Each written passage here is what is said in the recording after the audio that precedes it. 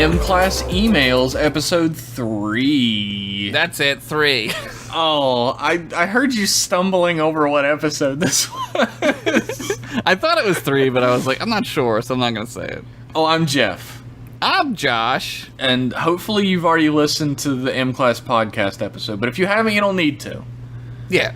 You don't need to. We're just going to spoil all kinds of crazy shit for you, but whatever. Sorry. My bad. So let's get straight into the emails. First off, actually, thank you everybody who wrote in case I forget. And also, if you would like your email read on the air by the two handsomest motherfuckers in the world, Oh, shit, yeah. then you can send it to mclassemails@gmail.com. Fucking send it. Or is it just mclassemail? Yeah, God. there's no S. It's just mclassemail, S. no S, at gmail.com. Our first email is from Gavin Williams, who is a I thought you were going to say cool Gavin dude. Rossdale. No. Bush. Gavin Williams is a good dude. I love you, Gavin Williams. He says, Jeff and Josh, Hi. what would a Ferengi infomercial be like? What would they be selling? What sort of snake oil could Ferengi push in the 24th century? Love, Gavin. P.S. You dudes are rad. Keep up the good work. What a fucking incredible question. That is a really great question. It reminds me of the episode of DS9 when Quark hacks the computer to play his commercial. And then every replicated drink comes in that Quark mug. Dude, I want that Quark mug. Dude, I bet you could find somebody who would make them. I'm sure. I think when they turned it, it played the song, Go to Quark's, Quark's is fun, or whatever the fucking song was. I feel like a Ferengi infomercial would definitely be aimed directly at you'd get laid if you bought this, because that's all Ferengi seem to care about besides money. There would be definitely sexy Dabo girls. Oh, yeah. Like, definitely. either on the set, like a QVC set, or like, you know, just pictures of them maybe. And they would definitely be, like, non-Ferengi females. Oh, yeah, Because that seems to be all never... Ferengis care about. Yeah, they don't care about Ferengi females. Ferengis are all about species mixing. Yeah, they like weird, like, unnamed species. Yeah, like, that's just their like favorite. sexy unnamed species girl, you know? I imagine it would either be aimed at, like, straight at their libido, like, sexy Dabo girls selling whatever, or Space it would dick be pills. It would definitely be, if you buy this, it will make you money. Yeah, maybe it's like a fleshlight, but for Umox. Like, maybe it's just like an ear massager. They're just like plastic hands that give you Umox. Oh my god. That like rub your ears. Oh my god. You know, an infomercial would probably be like the skeeviest Ferengi shit too. Like, it would be like a holographic imager that you can hide, so you can take a holographic image of any lady you want to put in your hologram. Put in your holo suite. It's like perverted as seen on TV shows. Oh yeah, absolutely. Oh my god. Or it would be the thing that cleans their teeth. Oh, the tooth sharpener. Yeah, the tooth sharpener. I love when Worf is like, how much? Like, he wants it. It's gotta be the tooth sharpener. It's gotta be like, are your teeth short, flaccid, rounded? Can you not pull ladies at the local Dabo tables because your teeth aren't impressive enough? They're not fangy enough. Then if I got the product for you, not only will it make your teeth sharp and sensual for the ladies, but it'll also make you more profitable in the long run. Yeah. Because studies show that profits go up as teeth points go up. You like wrote a whole infomercial. That was great. Right off the top of my fucking head, I'm sticking with the fleshlight for the Umox. It's gotta be. Gotta be. Thanks for that question, though, Gavin. That was a really good question. That was a good one. Our next email is from Jonathan Long. Oh, yeah. Who titled his email, Why No Mike? As the title indicates, my concern is of the lack of Mike Seydorf. Read as say what? Thank you. Say what? That was a request. I had to do that, everybody. I didn't do that because I thought I was being clever. I want everyone to know that. Yeah. Say what? He was killer in Syndication Station. Is it because you only got 3.7 terabytes of memory left on your recording devices? Man, just digging in, dude. That was a joke based on how much Mike talks and overanalyzes things. You don't have to read the explanation. I know the joke landed, but I did it anyway. I did it anyway. But seriously, though, with Jeff being awesome, could we see some Syndication Station, The Next Generation, up in this bitch? Oh, man, what a great name. That would have been great to name that show that. Yeah. Yeah, I mean, Mike doesn't live here anymore. Mike moved to California. Yeah, Mike is gone forever. So, but like also like Mike was here for the one episode that I did with you. Yeah, he laughed in the background once. Yeah, we all he heard laughed him. in the background. Yeah. But I don't know. He was on Syndication Station with me, and this is a different show, right? Yes, Like, this is the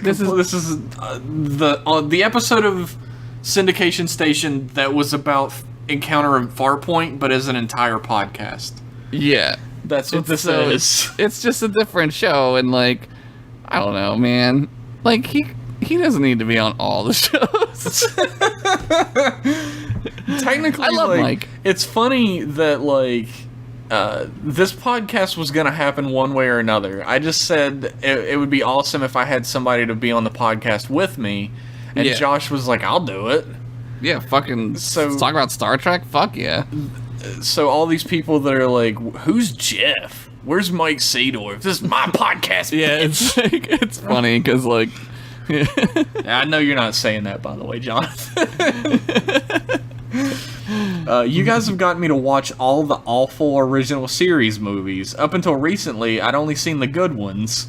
The Final Frontier felt like a rough cut with missing parts. Things sort of just jumped into being. Yeah. Well, I'm glad that you watched them. Yeah, it's an experience you have to have as a Star Trek fan. It makes you appreciate the good ones more. Yes. As if it was referencing past source material that was necessary to really make sense out of it. That's a good way to put it, actually. Yeah, that's yeah. No professional writer, director, or producer would seriously put something out like that, right? Well, Well, it's still better than the there Abrams is one movie. guy.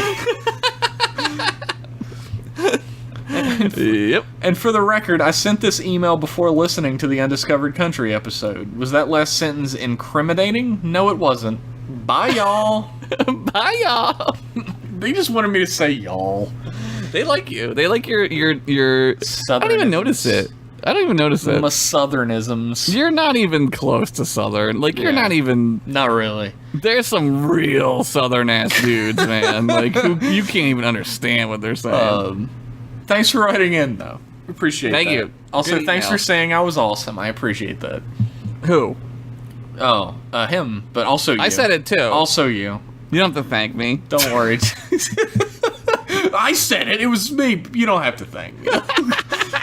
Our next email is from Sam, who says, "How's it going, co-captains of the starship Abram Suxadick? Damn.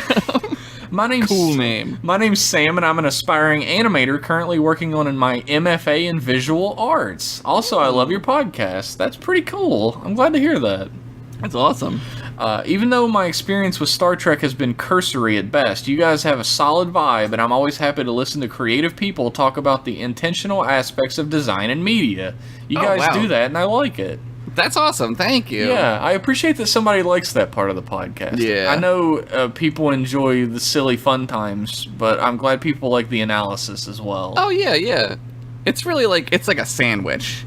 It is. It's like the buns are the silliness, and the The meat buns is are the dick analysis. jokes. Yeah. The dick joke buns. dick buns. Shirt it. Oh god. My question to you is this. At what point does the message or underlying meaning of a film make or break that film? There's obviously no one answer to this since everyone has their own threshold of quality and expectation when they watch a movie, but I wanted to hear your own personal feelings on the matter. At what point does Okay, sorry, go ahead. Oh, Keep the going. reason I ask this is in part because of how heavily Star Trek leans on its ability to reflect upon the nature of humanity and Yeah. provide some response.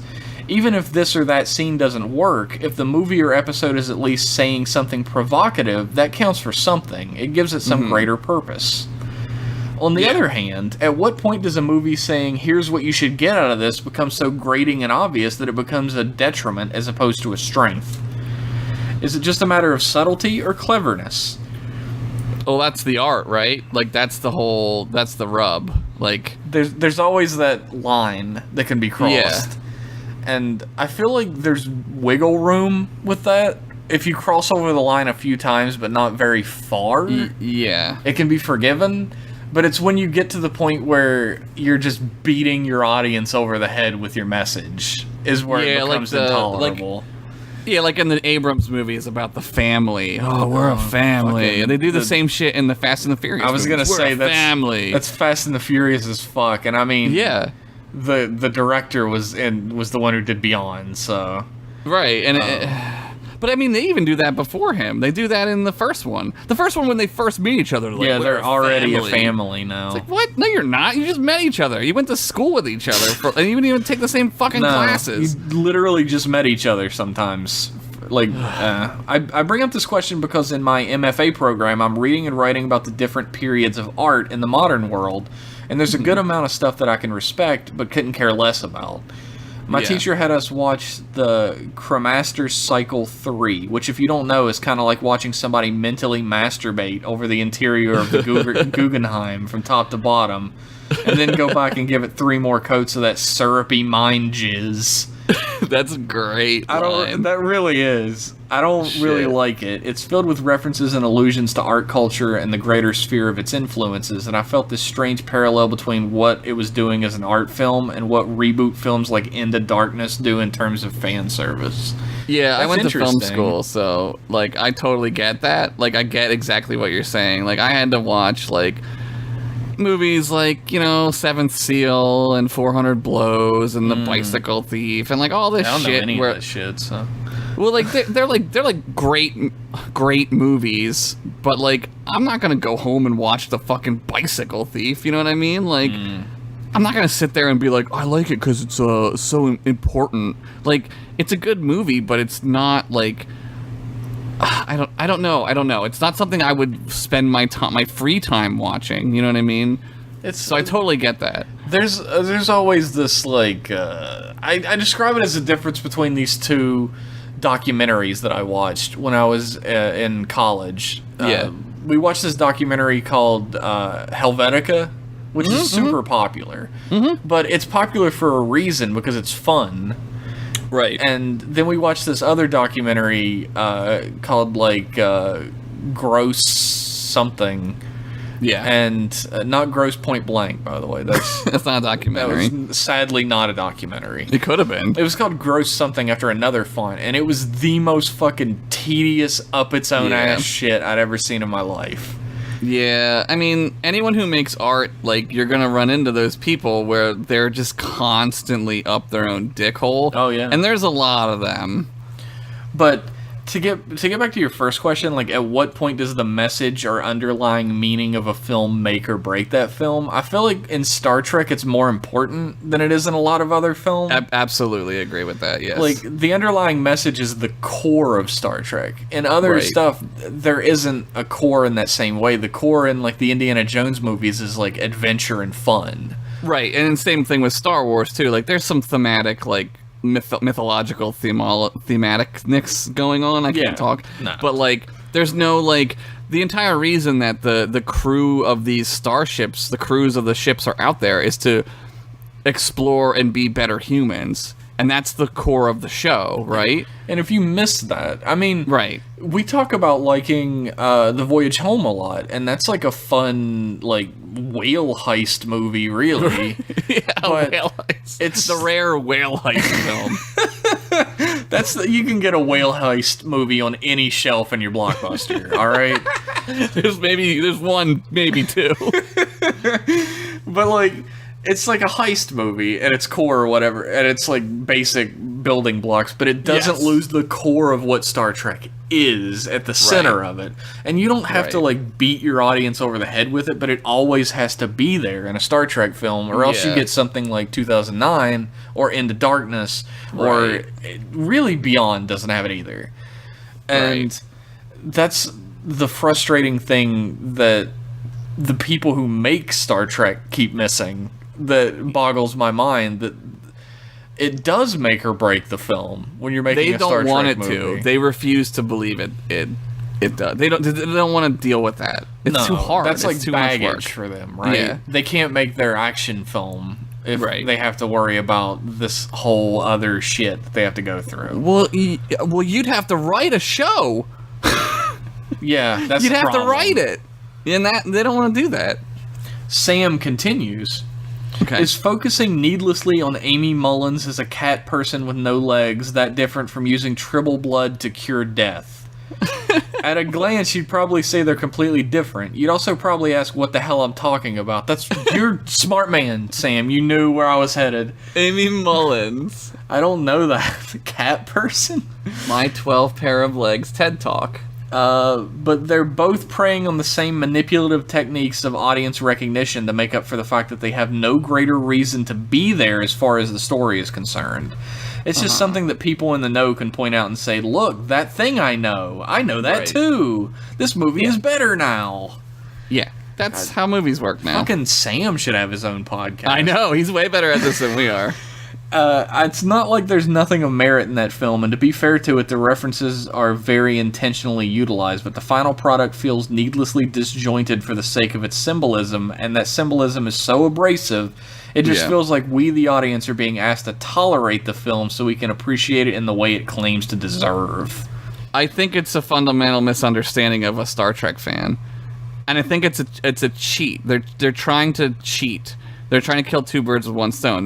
They're like, well, we'll just put in this shit, and Star Trek fans will jizz, because like that's what people do now when they see things that they know. But the dummies who don't like Star Trek, they'll like it because like it's just goofy and fun. It's like you can't have both of those things. They're trying to straddle the fence, right? Yeah. And the thing about trying to meet the middle ground in art, no one's happy, is that no one's happy, and also it's boring. It fails. It fails ultimately at what it's trying to do. Like, the only thing that's like less interesting than being bad in movies is being boring.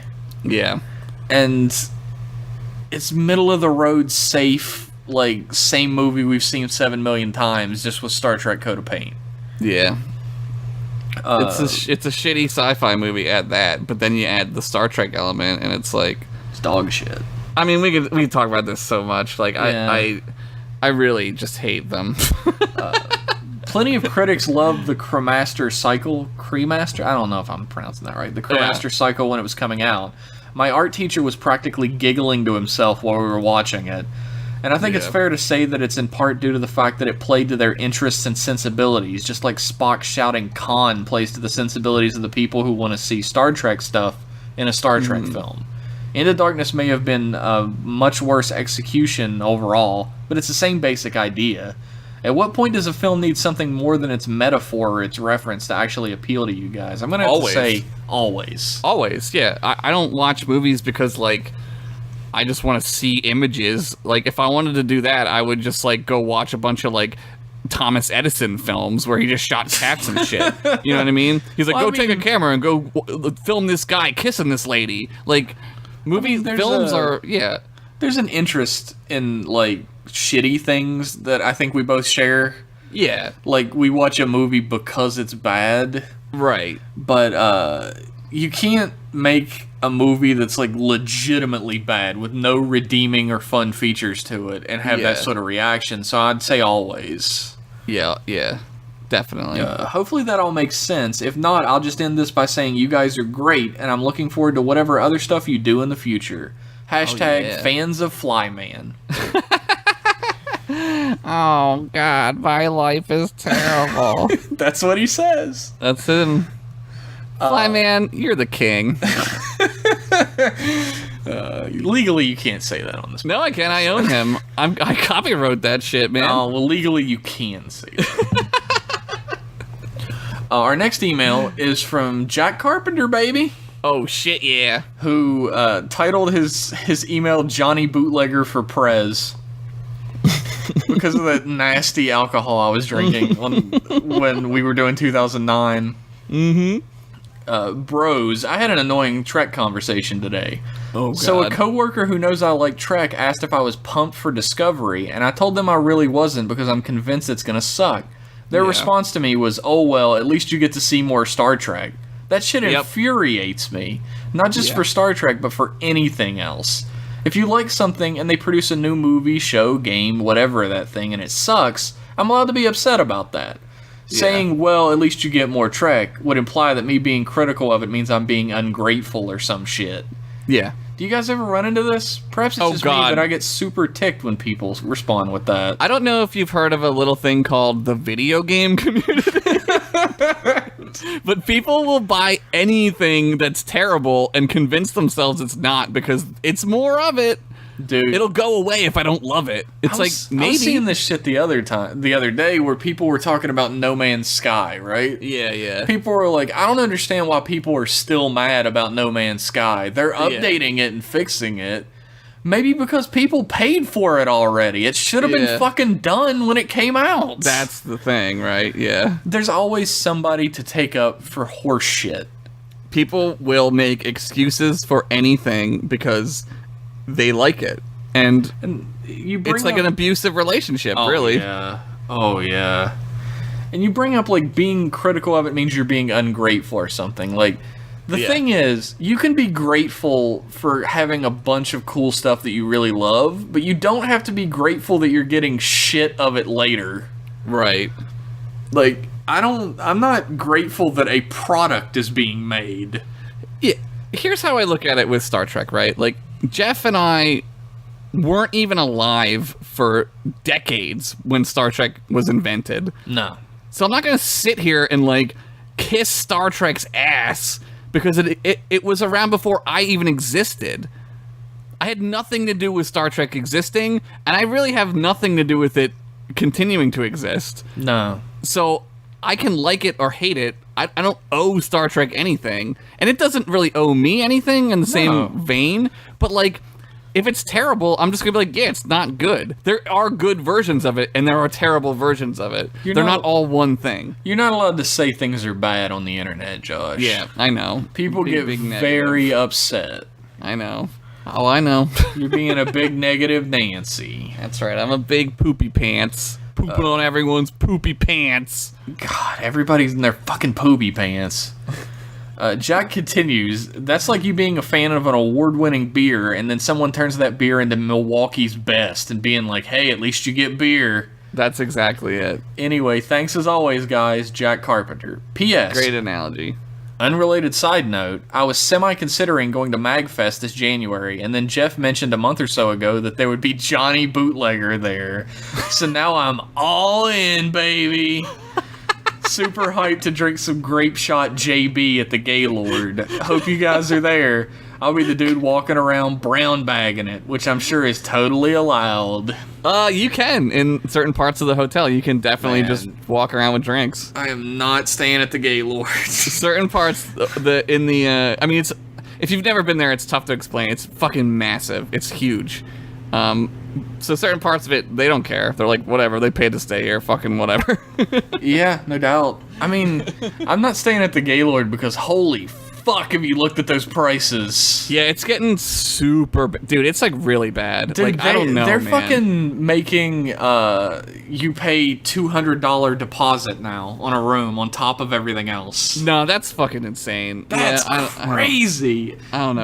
Dude, me and my friends got a room. Like, we got rooms at, like, just the Holiday Inn, like, in Alexandria across the bridge. Yeah. And 2 days after we got our shit, they made it one of the official hotels and jacked the prices up. So we almost got double priced. Yeah, I don't know what we're gonna do, man. I don't even know. I guess you could stay in my room with my friend and me.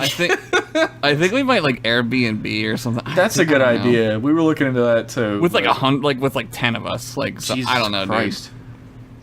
dude. It's crazy. It's fucking crazy. I mean, it's getting massive, though. Like, it's getting, like, ungodly massive. I feel like it's not any bigger than it normally is. Like, I don't know. It's always been kind of big. I don't know. People just know about it now, I guess. Yeah. I don't know. I guess the thing about it as well, on the website, they were talking about, like, people kept reserving rooms and then just never showing up. Yeah, so let's punish everybody. Great, Yeah, thanks. just punish Fuck everybody. you. $200 deposit. I don't care what their fucking excuse is. They just want to make more money. It's all bullshit. No doubt. People are doing this, so we'll do this. Money. Our next email is from Sean Dupree, Oh, yeah. who said, "Hey, Trek boys. Trek boys! Big fan of video games here. Have you guys played Star Trek Bridge Crew yet?" No. I played, like a beta of another game, and then that game came out, or whatever. The Star Trek Bridge Crew, and I played saw it, other and I was games too. I mean, like, it was like another bridge, like, it was like based off of Star Trek. Okay. I forget the name of it. Was it Pulsar? No, Okay. it's not out yet. I don't know. I played it at MagFest, actually, so good segue. Good segue. Good segue. And, I saw the Star Trek thing, and I was like, oh, this looks like a better version. Please make it one of your tiers in that thing that might be announced soon. Oh, yeah. Wow, that was a quick question. Boston Alright. Sean or Sean Dupree. Boston that other Sean. Sean called me out. Thanks, Sean. Thanks, Great email. Thanks, famous Sean. Yeah. Our next email is from Colin Williamson, who says, "Dear Josh and Jeff, I'm a longtime Continue fan and typically antagonize Josh on Twitter and Twitch streams. When I heard about this podcast from insert other Continue-related content, I knew I had to check it out.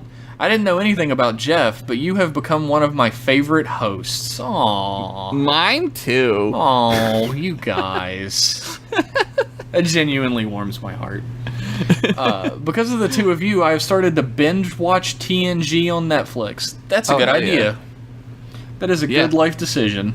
I've been rewatching it at night before I go to sleep. Previous to this podcast, I hadn't really been into Star Trek and liked Star Trek 2009 because I live in Kansas and that is what is expected of me. Oh, we do make fun of Kansas a lot here. But after listening to you guys and watching TOS, I have become enlightened and now hate that pile of garbage JJ pushed on me. Oh my god, we have a convert. We brought someone into the light. We got another one, boys. We got one! We got one. My only real memories of Star Trek previous to my recent interest was the episode The Game, where Riker brings that Candy Crush game that dispenses narcotics to the crew members, and Wesley is in it for some reason. Candy Crush game. Yeah. I only remember that episode because after my mom watched it, she thought video games were addictive and limited how much I could play a day, so thanks, Will Wheaton, you greasy-ass piece of dog crap. What an interesting.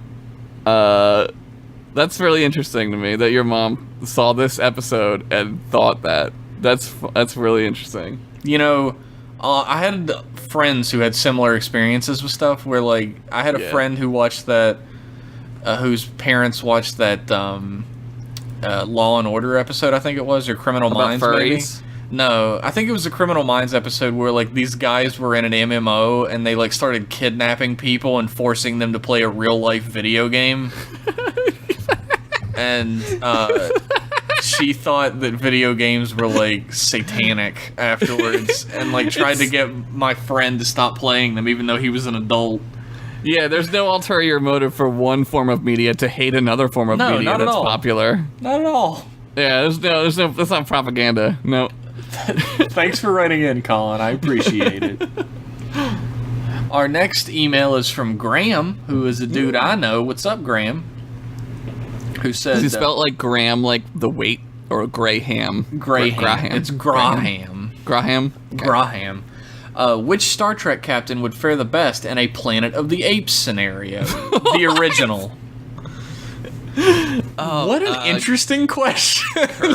Kirk, because he's from that time when that movie That's was true. made. Kirk would definitely punch an ape. Yeah. He wouldn't care. Although Cisco would also punch an ape man. Yeah, Cisco wouldn't fuck Archer around. would also punch an ape man. Yeah. I think Archer might do the best, actually. Probably. Well, he fights the Xindi, and they have a primate. There's He's 5 got races of experience. Xindi. Yeah. He's got experience, folks. It's Archer. Gotta be Archer. Also, he would rip his shirt off and have the hairiest chest to match the ape man. Well, they didn't wax right in the 2150s. They didn't wax like Kirk did. No, they did not. We got quite an email here. Oh boy. Thanks, Graham. Graham. We got a pretty cool email from Kyle, who says, "Hey, Trek boys, Trek boys." Gotta do it every time. Every time. So I wanted to thank you both first off for getting me back into Star Trek. I grew up watching Voyager every night at 10 p.m. on UPN, and that was really it. We're ooping tonight, boys. Enjoyed it, but it didn't spark an interest in much else. You made me watch quite a bit of TNG, a bunch of the movies, and random stuff here and there, and it's been great. Really glad I found this podcast. Thank you. Thank you. I've been wanting to write you guys for a while, but I listen at work and in the car. I drive a ton, but always forget about it when I get home. Don't have enough podcasts to listen to, and I end up listening to fantasy fiction all over again. When Oh, no! Listen to every fantasy fiction episode at least 7 to 8 times. Jesus. They help me get through some tough times. That's cool. Gotta give credit to Josh, though, for knowing about the podcast. I follow everything within the Continue-verse. Big fan. Thank you. Continue, Smart Guys, 5x5, Continue Cast, Epic Boobs. Epic boobs. Oh my god. Epic boobs. That's a fucking deep cut. Epic boobs. It's a show about stuff. Cinephilia Anon. That's Cracking the Nick. Spine, Goose Buds, sorry. Oh my Goose god. Bods, it's all about getting ripped. I'm getting goosebumps. Fantasy Fiction, Syndication Station, Paul's Comic Alliance stuff. I'm sure I missed something since you boys are so damn prolific. Damn. I think Josh is my favorite since I'm a ginger and we need to stick together. That's right. Damn right. Or maybe it's because you created Buff Cat, Sid, Fred, etc. But I'm really enjoying this. Jeff is great, and I'm at this point just hoping he doesn't fire Josh. That makes 2 of us. I'm never gonna fire Josh, everybody. I'm gonna give Josh a raise. Yeah, a boner raise. Yeah, I give him a raise all the time, if you know what I'm saying, with my dick. Too Anywho, late. I'm loving how consistent this show is. Feels like the week in between each show is a lot shorter than Cracking the Spine's weeks. Man, this is a great, like, inside baseball email here. This is great. Anyway, I'm gonna end by just saying Riker and Data have become my fucking heroes. Thanks for showing me how awesome Star Trek is again. Thanks for like listening to all the stuff we do, and thanks for liking Star Trek, man. I'm glad that like we got somebody to like Star Trek. That always makes me feel good. That's my favorite type of email, when somebody says that they got into Star Trek because of this. It's great. And he sends off in this email with "Keep on trekking," Keep on trekking. which would be a great tagline if it wasn't so similar to another tagline. It should be all the taglines I ever come up with. Keep on whatever. something and keep on continuing. Yep. Our next email is from Other Sean, Other Sean, who says, "Hey guys, so I've been reading about that there Star Trek Discovery, yeah. namely the whole new in quotation marks. You can say that as sarcastically as you feel is needed. Information about the ridges on Klingons. Yeah. Something about them being genetic, reasons for being bald, circulating around them, having heightened senses or some such. Yeah. Boy, this is going to be a show, guys. Yeah. Though it doesn't look like they're... it does look like at least they're taking the Klingon language seriously. No more Kepler. Seems like they've got vocal coaches and stuff. Though that is just from an IO9 post. I'm not really digging deep here for facts. Now that you guys are finished with the current movies and about to dive into the show proper, I'm glad to hear that you've got a game plan set up for it. Should be fun to listen to. Yeah. I've been meaning to watch more Trek as time goes on, so maybe this will give me the kickstart I need to dive in proper again. Yeah, man, get that shit Hell in yeah. there. I'm looking at a picture of these Klingons. They look fucking terrible. Yeah. This shit looks stupid as fuck. The funny part about it is that they've turned. You know how like when you say you don't like something, like you don't like a show or something, people who are like brainwashed into loving it unconditionally turn one tiny thing you don't like about it into your only argument. And right, that's your only argument. You're right? just being like nitpicking asshole. The Klingons have become that. Right. But they look like shit, and they look like fucking Klingons. They do look like shit. They look like a different alien. I can fucking complain about something when it looks terrible, because this doesn't look like a Klingon.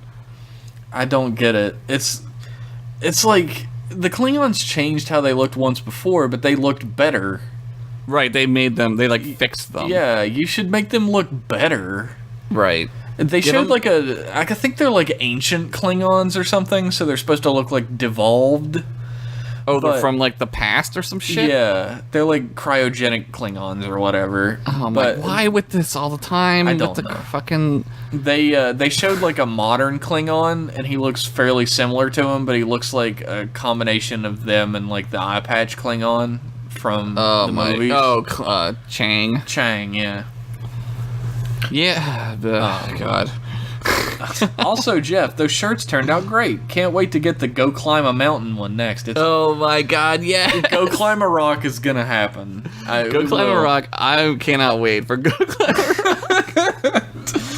And I guess support you guys on some sort of money-based support web page, if that's a thing that's going to be announced soon. Not yet announced, but heavily hinted at.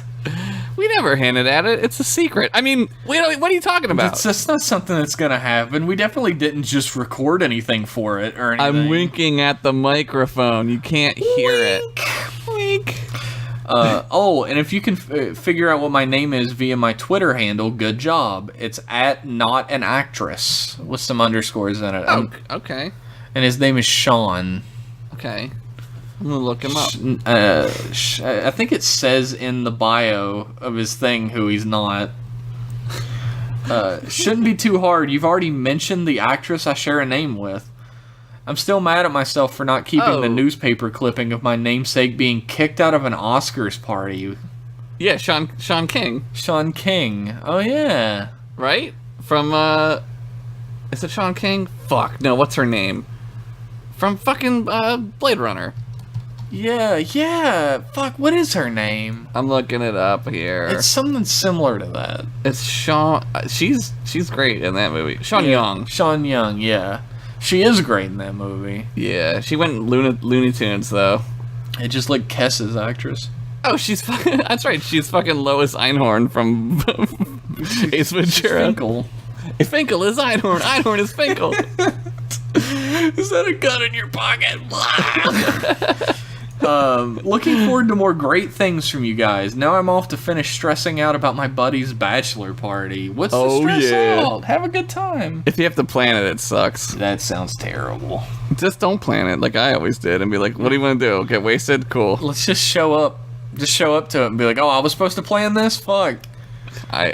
Dude, I'm the worst human being. Sorry that I ruined your bachelor party. Bye. Bye. Our next email is from Greg Gross, who says, Greg. Hi, guys. Hi. Hey. Nice work finishing off the Kelvin movies, and I'm looking forward to hearing you cover the series. Also, Jeff is hilarious on Twitter. Hey, thanks. Agreed. Man, I appreciate that. Anytime anybody comes in and says anything nice about me, you're my new favorite. So keep that in mind when you're writing emails, everybody. Oh, no.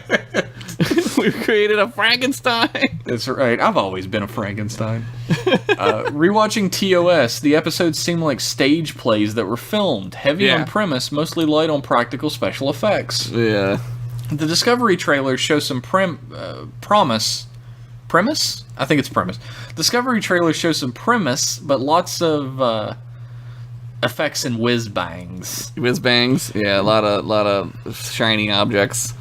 Do you think there could ever be a plain Star Trek again, similar to TOS, focused on exploration, scenarios, and diplomacy? Thank you, Greg. I would hope so. I like to think that that is possible. Yeah, in a perfect world, I think it's possible. I think, I don't know, like, I know I go to bat for Star Trek Online a lot, but I think if you want that, just play Star Trek Online. I think Josh has finally talked me into playing Star Trek Online. I showed him a picture of a Defiant ship, and it did look really cool. It's cool, yeah. It's just, I want to do more Star Trek fun stuff, and it seems to be like Star Trek Online is it. I think you would really like it. The story is like Star Trek. It's like, this is Star Trek. Like, and they match, like, they Doctor Who it really well, where they match, like, things that you never even thought of. You're like, oh my god, that's, like, really smart. Like, how they did that. Like, how they, like, wrote that story. They're better writers than the fucking show writers. It's ridiculous. Sometimes it doesn't take a lot. Well, that might be it, too. I might be like, oh, this is great, because it's not completely shitty. The thing that's, like, I just don't think in today's, like, world of TV and movies that getting a old style Star Trek series is going to happen anytime soon. Yeah. Not just because Discovery's coming out or anything, but it's just everything is trying to be Breaking Bad and Game of Thrones now. Right. And you have to do that or your show's not going to get greenlit. Yeah. Like, all the, like, behind-the-scenes stuff for Discovery is people being like, yeah, we took a lot of inspiration from Game of Thrones. Right. Which is exactly where you should probably not be taking inspiration for a Star Trek series. Right. I watched a lot of, like, the Showtime and Starz original shows, and they're all just super rip-offs. Yeah. Even if they're nothing to do with like, fantasy, like Penny Dreadful, it's like, this is so dumb. Like, this is so, like, everything's dramatic and, you know. Josh, this is my favorite show. I've literally never seen an episode. There's a Frankenstein in, like, the first episode, so you're like, oh, cool, there's a Frankenstein in this show. Okay, now I gotta watch it. I don't know I've if only you ever watched it with my girlfriend, and I was like, this show's fucking insane. I don't know if you know this about me, but I fucking love Frankenstein. I do. You just said you are a Frankenstein. Yeah, well, I have to love my own kind. Do you really like Frankenstein? Yeah, I love the book. It's like it's one of my favorite books. The book is great. The book is I like great. the horror movie versions of him too, even though it has nothing to do with the book. We used to watch the original, like, 19 whatever the fuck Frankenstein, like, all the time. The Bela Lugosi, one. Not Bela Lugosi. Fucking, oh my god, I can't believe I forgot his name. Okay, yeah, let's look it up. Everybody's gonna be mad at me now.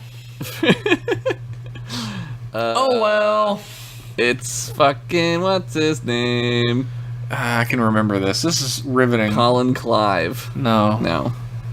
This is Boris riveting. Karloff. Boris Karloff. Sorry. Him and Bela Lugosi were just best friends, okay? So Same guy, really, they're honestly. different men, but I'm really excited for Halloween this year because we're just doing like a giant Hammer horror marathon throughout all of October. That's awesome. I'm really excited for that. Dude, I've been jacked about Halloween too. Like, I don't know, there's something about Halloween.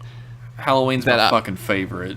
I never used to like it that much, but like as I get older, like, I really love it. I don't know why. Shit gets spooky, man. It's so fun, and like, it really makes that time of year like super, especially where I live in Bucks County, like everything's all creepy and shit. It rules. Oh, it's perfect.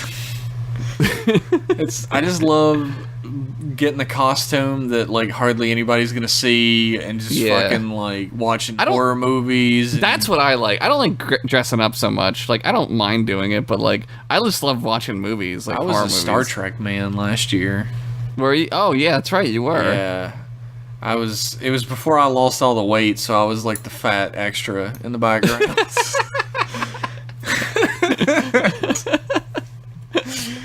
That was my character. Man.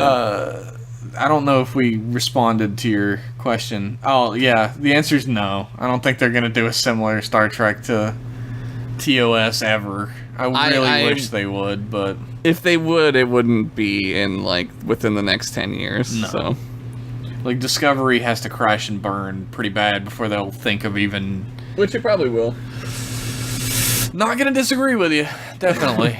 I'm not paying fucking whatever the fuck to No, watch that shit. Not a Fuck you. chance. I'll watch the first episode because it's free, Right. and then that's it. You know, it's free like your television station is. Yeah. Forever. Dude, like, everybody's trying to get into the streaming game, and, like, it's not gonna work. People aren't gonna pay for 7,000 or 8,000 streaming services. Yeah. Then you're just buying channels again. Yeah. It's a cable. It's cable again. Please edit that out. Thanks for writing in, Greg. I appreciate it. I appreciate Thanks, all of Greg. you. I appreciate you saying nice things about me. But I do too. I appreciate you guys saying nice things about Josh, too. Yeah. But it's expected with Josh because he's the best. And again, if you would like your emails read on the air, please write to us at mclassemail@gmail.com. And just for fun, you can follow us on Twitter at mclasspodcast. Do it. We love all of you who wrote in. Thank you. If you didn't write in, we like you as a friend. Yeah, we're friend zoning you. You ever got friend zoned by a podcast before? I bet you haven't. This is the Now first time you for have. everything, though. Thanks for tuning in, and we'll see you next time. Thank you, guys. Bye. Bye.